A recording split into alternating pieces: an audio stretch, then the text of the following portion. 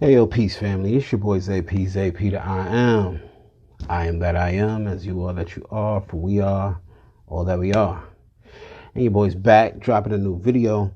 I don't typically go live on Instagram, but I noticed the followers have ticked up, and I just want to be able to kind of interact and engage with everybody who's here on this platform, just like I do on the Facebook, just like I do on the YouTube. So your boy's here. I really felt called to come in today and talk a little bit about this energy that the collective is going through currently. It's now December 31st, 2020, which means tomorrow is the first day of the new year.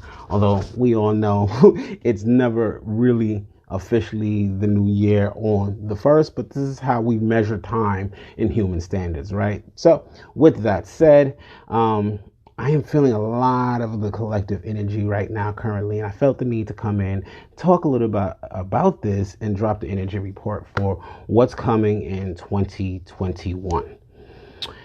With that said, I want to give a shout out to those who popped in. Oscar, Sarah, I see ya. But with that said, currently what I've been experiencing is a huge mourning phase that the collective seems to be in. A lot of us have been going through some really difficult and tough transitional periods here in 2020.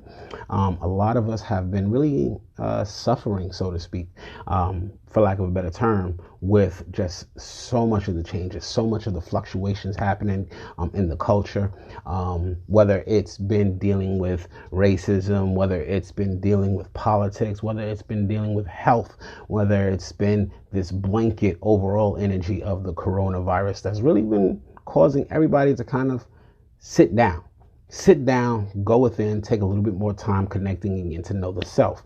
But when that happens, it's not always the easiest. And when we go through these kind of pressure cooker situations, a lot of stuff tends to come to the head.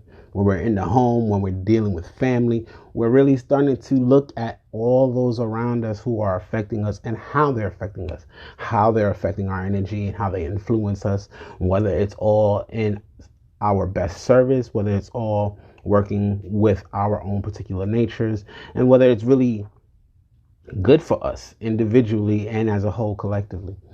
So with that said, at this point in time, 2020, the end of the year, beginning of the new year, a lot of people are really feeling this sense of mourning.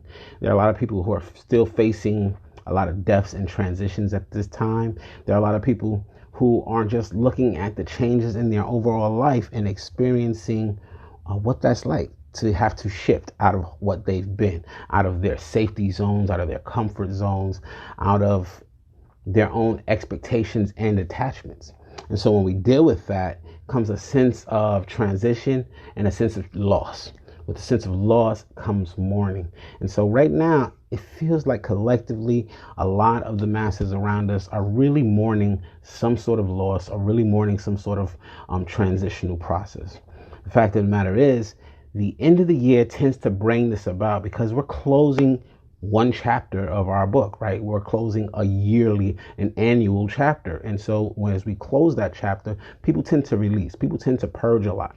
Not to mention, just yesterday was the full moon. With the full moon comes a lot of purging, a lot of picking up of what the new energy is going to be moving forward. So with that, as much as people are experiencing a lot of loss, a lot of mourning, the message is really coming through that this is a transitionary period, and for people to not get too attached to this idea that they've lost something, that just because things have changed, their life is over. Your life is not. And unfortunately, although the year is ending, we're still going to be dealing with certain things as we move forward, right? Like the idea of coronavirus and these things have not fully resolved just because their year is over. And so there's still going to be more work to be done. There's still going to be a lot of deep digging and soul searching to come forth in 2021. And there's going to be a lot of resolution that needs to come into place collectively as a society, whether that is with our healthcare systems, whether that's with politics. A lot of other things within the transition is occurring currently and will continue to do so in 2021. With that said, I'm feeling so much weight in the heart space, and so much just a lot of collective tears. I know there's been so much loss, and there's been so much talk about back and forth. There's been the insensitive of those who are just not reliant or not able to kind of connect with what others are going through and are in their own world, and they're being, whether they're being insensitive or whether they're not honoring, your individual process. There still comes the point where that honor is needed, but that honor is not going to come from anybody else. It's not going to come from outside of yourself. It's all from within. All right. So this phase in time is really an invitation for us to do our own healing internally. Whether you're seeing, energy workers like myself who'll do, whether I do light language and energy work and NLP, neuro-linguistic practices, and we work on mindsets and all of the work actually that happens, the healing work that gets done happens with you internally, and it starts with self. It does not happen from validation from others. It's not going to happen from the acceptance of your truth by others. None of that really is ever going to matter. We have to come to a place of resolution and peace within ourselves, and that means acceptance. We have to become okay with the idea of change and letting go.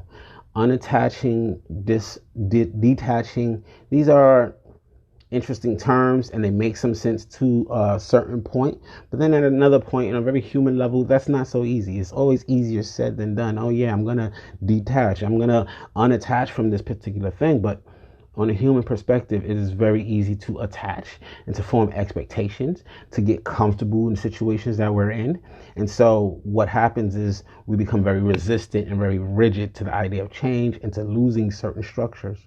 But as these structures are crumbling down around us, and they have to, make sure you understand that there is a process of needing to allow this collapse, needing to allow the crumbling of things that no longer serve us, things that's around us, leading to allow even the leaving of certain people and certain experiences from our personal lives.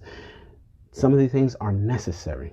And we have to come to a place where we can accept that, where we can accept and understand that, and then moving into forgiveness, whether it's forgiveness for ourselves, whether it's forgiveness for other people. This is what's going to allow the change to work in our favor. The more we resist the change, the more we resist the idea of loss or transition or stepping out of the comfort zone, however the change manifests in your life. The longer we resist that, the longer we hold on to those fluctuous energies, the longer we hold on to all of that conflict, all of those issues that come up when we don't want to change, when we don't want to have to deal with change and face difficult situations, right? We hold on to that and our lives spiral out of control. But when we can come into acceptance, this is what it is. The world is kind of jacked up right now. What can I do in my space? How can I live my life in accordance with my truth and in collaboration and co-creation with those around me? How can I make my life more resonant with the people who are around me, with the people who I need to live a fulfilling life? We have to first accept that fall away happens. The change is going to happen regardless. And if we can accept that, we can finally step up and step into a more loving, holistic space for ourselves. And so this new energy that's here with us on the planet now, as the end of the year comes in and rolls out, because the beginning of the year is coming in, it's really all about accepting the changes, recognizing that loss is not truly loss. Really, loss is just one step closer to being found, right?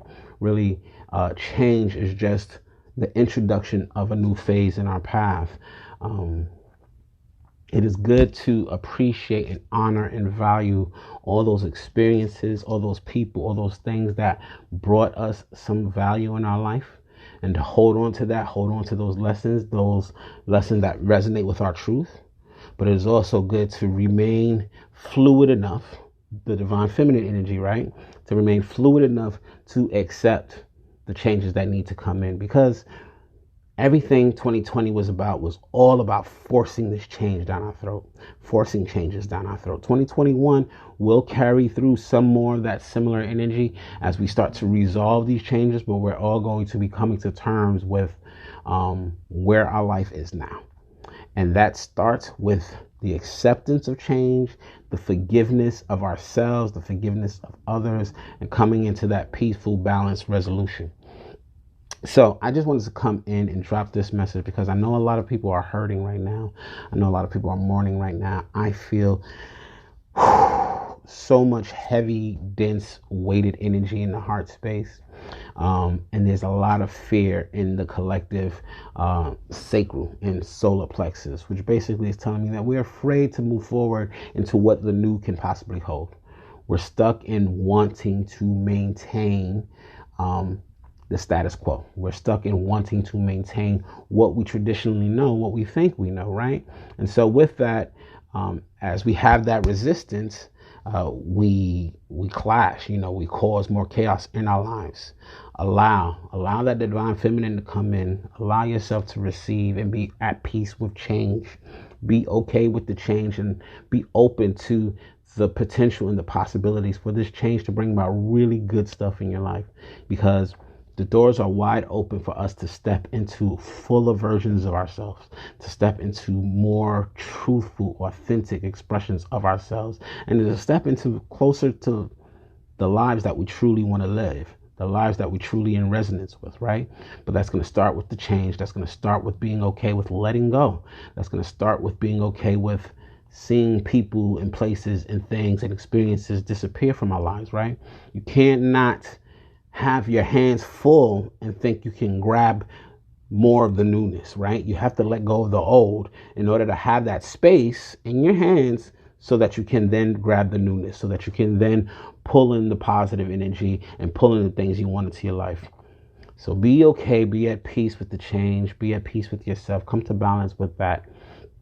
Allow this mourning process. It's okay to mourn. It's okay to lament. It's okay. Whatever you're feeling, it's okay. Know that it is a human process. Know that many of us are experiencing it because this is the collective energy, right? So it's not all just on you.